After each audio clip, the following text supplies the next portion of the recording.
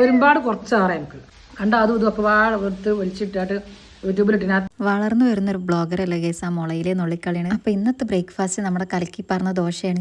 ദോശയും ചിക്കൻ കറിയും. 2 ദിവസം JCBക്ക് എന്തെങ്കിലും പണി വെച്ചാൽ ബാക്കിക്ക് കുറച്ച് മുറ്റുണ്ടാക്കലേ. കഴിഞ്ഞ ദിവസം കയറിയിട്ടും കുലുക്കിയിട്ടൊക്കെ പറിച്ചിരുന്ന ചിക്കാണിത്. നല്ല മധുരമുണ്ട്.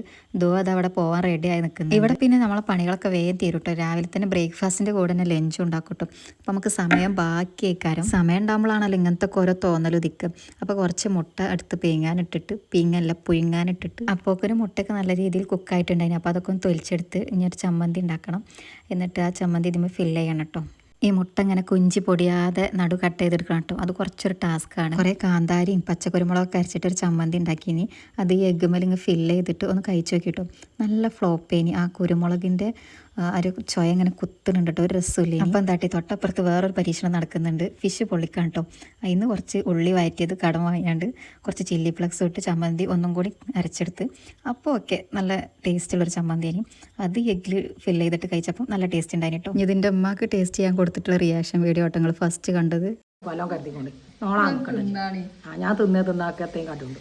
വേറെ എത്തില്ലെങ്കിലും ഇന്നങ്ങനെ എൻ്റെ ഈ കോലട്ടനെ ലെയിൻ കട്ട്. അപ്പോൾ ഓക്കെ ബൈ.